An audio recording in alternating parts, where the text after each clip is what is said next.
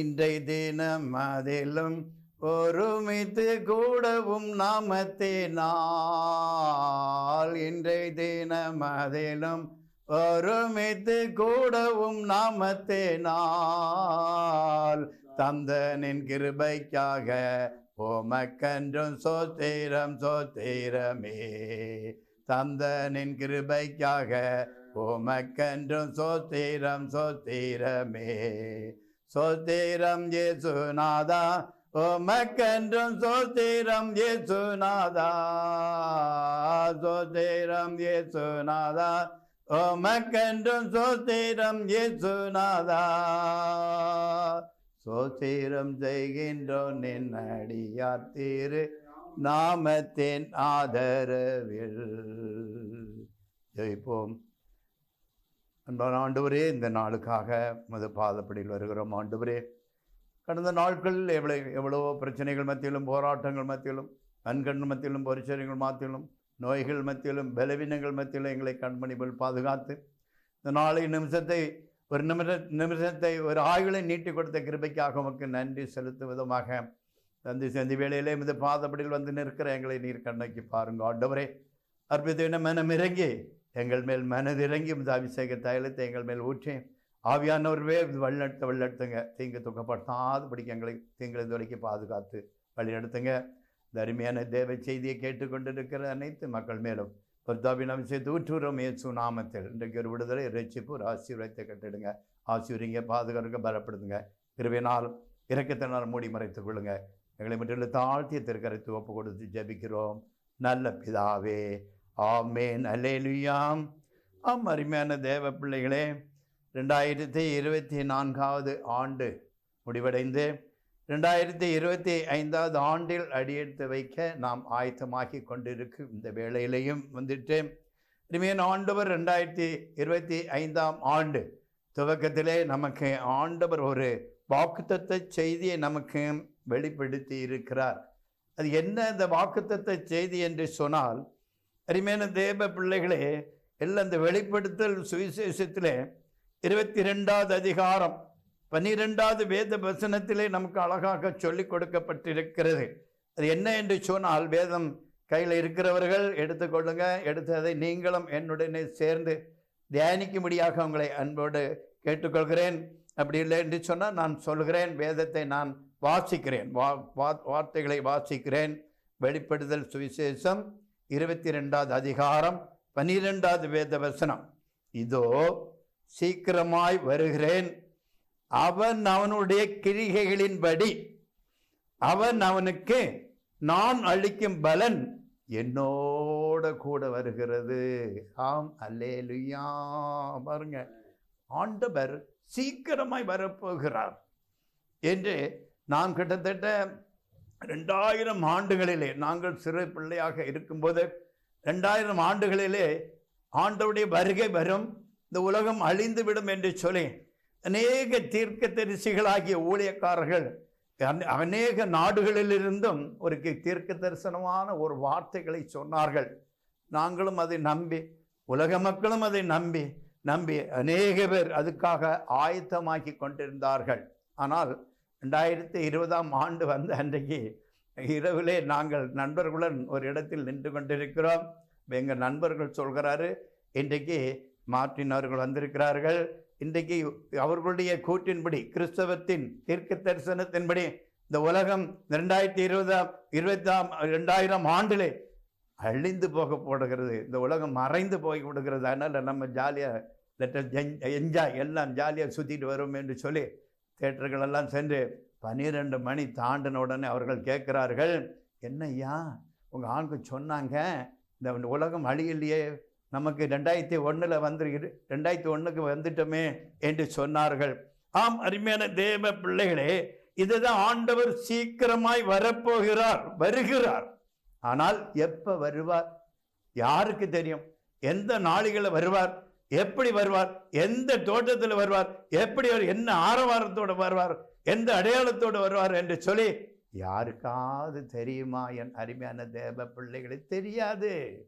ஆண்டவர் சொல்றாருல, வேதத்தில் அழகாக நமக்கு சொல்லி கொடுக்கப்பட்டிருக்கிறது அல்லவா, நான் வந்துட்டு ஆண்டவருடைய வார்த்தைகளை, சுவிசேஷத்தை கடைசி இருக்கிற கடையாந்தரத்தில் இருக்க மக்கள் வரைக்கும் சென்றடைய வரைக்கும் நான் இந்த தேசத்தில் வரமாட்டேன். அப்படி நான் வருகிறது என்று சொன்னால் அது ஒரு நியாய தீர்ப்பு நாளாக அந்த நாள் காணப்படும் என்று சொல்லி வேதத்தில் அழகாக புனித பைபிள் நமக்கு கற்றுக் கொடுத்திருக்கிறதை நாம் பார்க்கிறோம். ஆனாலும் நம் தீர்க்கதரிசிகளாகிய ஊழியக்காரர்கள், ஆண்டவரை சொல்றார், ராமோசர் சொல்றார் இல்லையா, தீர்க்கதரிசிகளாகிய ஊழியக்காரர்களை தவிர வேறு யாருக்கு எந்த ஒரு காரியத்தை நான் வெளிப்படுத்த மாட்டேன் என்று சொல்லியிருக்கிறார். அது உண்மைதான்.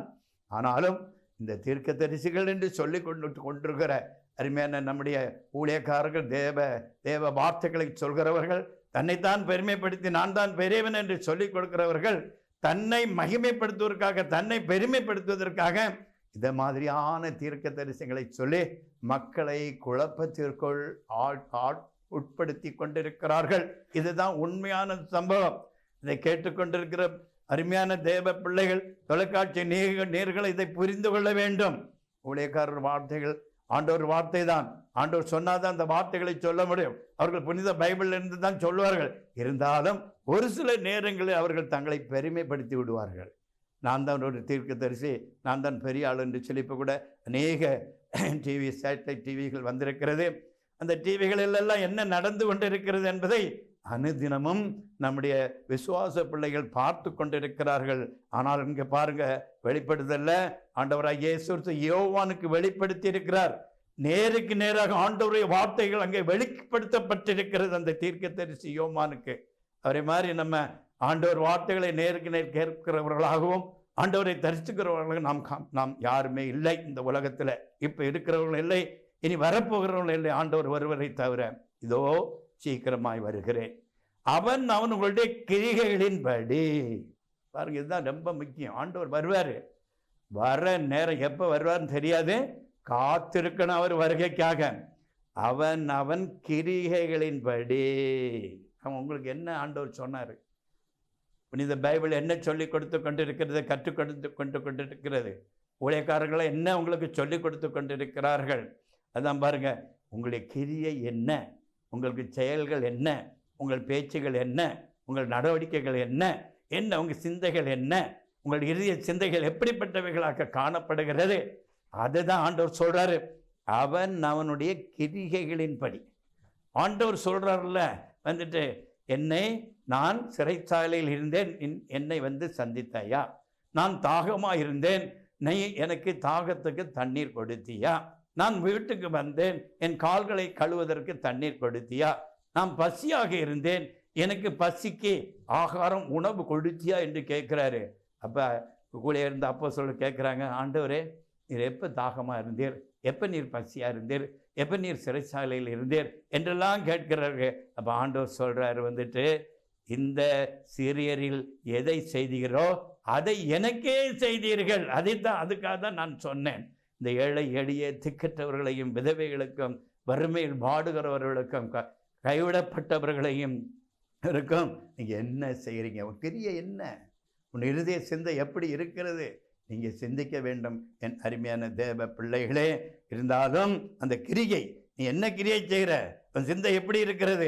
ஏழையை விசாரிக்கிறியா, நலம் விசாரிக்கிறியா, ஆகாரம் கொடுக்குறியா, உணவு கொடுக்குறியா, வஸ்திரம் இல்லை அந்த வஸ்திரம் கொடுக்குறியா? இதுதான் உன் கிரியை. இப்படி சொல்லிக்கிட்டே போகலாம் கிரியைகள் என்று சொன்னால், ஆண்டவர் சொன்ன கிரியைகள். ஆனால் நீ என்ன செய்கிற அதன்படியே உனக்கு அளந்து போடப்படும். அல்லேலூயா. அப்ப கிரியைகளின்படி அவனுக்கு நான் அளிக்கும் பலன் ஆண்டவர் கூட வரும். அல்லேலூயா. அதனால இதை தெரிந்து கொள்ளுங்க. கிரியை செய்கிற பிள்ளைகளாக மாறுங்க. மன இருதயத்தின் கடினத்தின்படி நடவாதேயுங்கள். உங்கள் கல்லான இருதயத்தை எல்லாம் சதையான இருதயமாக மாற்றுங்க. அல்லேலூயா. ஏசாயா 40:10 சொல்லியிருக்கிறது. என் அருமையான தேவ பிள்ளைக்கு ஏசாயா 40வது அதிகாரம் 10வது வேத வசனம்.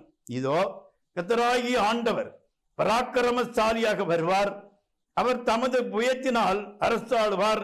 இதோ அவர் அளிக்கும் பலன் அவரோடு கூட வருகிறது, அவர் கொடுக்கும் பிரதிபலன் அவருடைய முகத்துக்கு முன்பாக செல்கிறது. எவ்வளவு பாருங்க, ஆண்டவர் எப்படி வருவாராம்? பலசாலியாக வருவாராம்.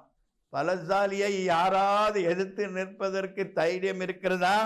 இல்லை. அதனால அந்த அவர் பலத்தோடு வரும்போது அவருக்கு முகத்துக்கு நிற்பாக யார் நிற்கிறதுக்கு தைரியம் உண்டு?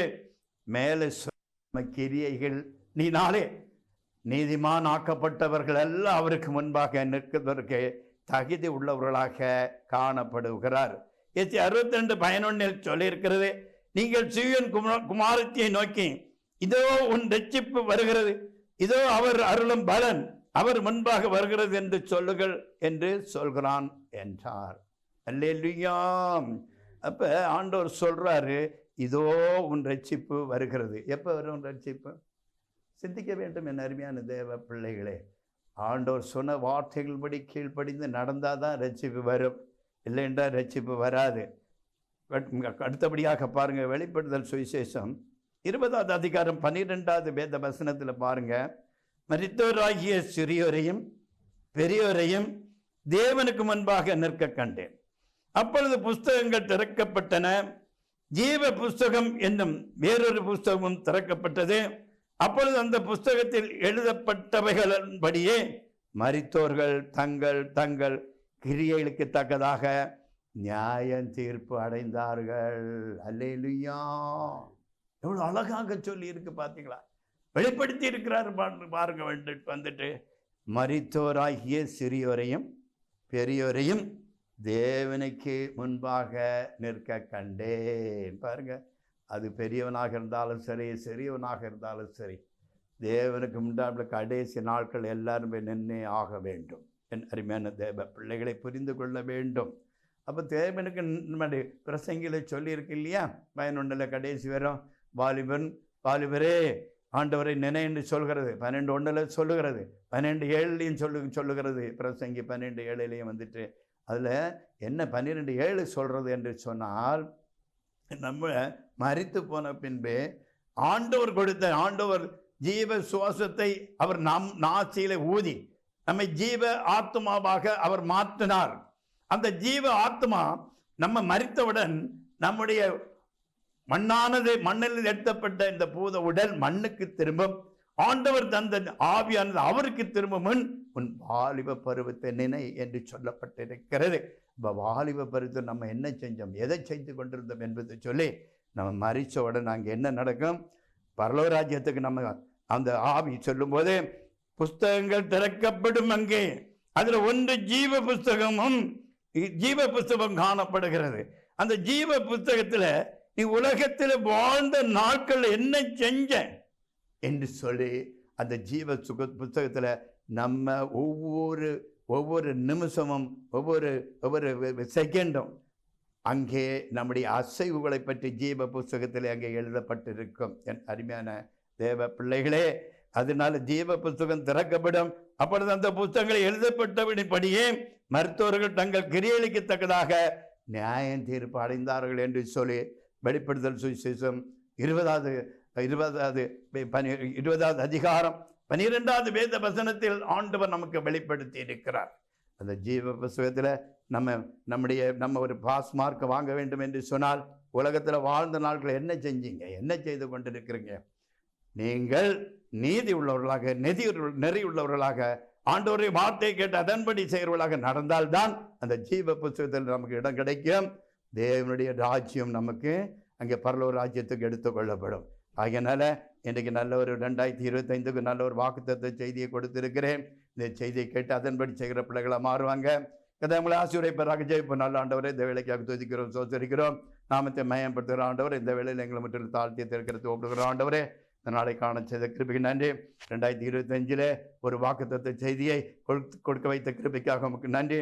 தாவிய சிரசு மூட்டு வார்த்தைகளையும் வாயில் போட்டு வெளிப்படுத்தின கிருபைக்காக உமக்கு நன்றி செலுத்துகிறோம் ஆண்டவரே. அவனுக்கு கிரியைகளின்படி அவனவனுக்கு நான் அளிக்கும் பலன் என்னோட கூட வருகிறது என்ற இந்த வேத வசனத்தை விசுவாசித்து அதன்படி செய்கிற பிள்ளைகளாக மாறுங்க. கர்த்தர் உங்களை அளவில்லாமல் ஆசீர்வதித்துவார். அதனால கிரியை இல்லாத விசுவாசம் செத்த விசுவாசமாக போய்விடும். அதனால கிரியை செய்கிறவர்களாக மாறுங்க. இதுவரைக்கும் நீங்க செய்யவில்லை என்று சொன்னால் மனம் மாறுங்க. கல்லான இருதயத்தை எடுத்து போட்டு கிரியை உள்ள பிள்ளைகளாக, விசுவாசம் உள்ள பிள்ளைகளாக, ஆண்டவரை மகிமைப்படுத்துகிற பிள்ளைகளை மாறுங்க. கர்த்தர்களே, கர்த்தர் தாமே உங்களை ஆசீர்வதித்து வைத்தவராக. God bless you. உங்களுக்கு எல்லாருக்கும் புத்தாண்டு வாழ்த்துக்களை சொல்லி கடந்து செல்கிறேன். கர்த்தர் உங்களோட பாருங்க. வாழ்த்துக்கள். சமாதானம், சமாதானம்.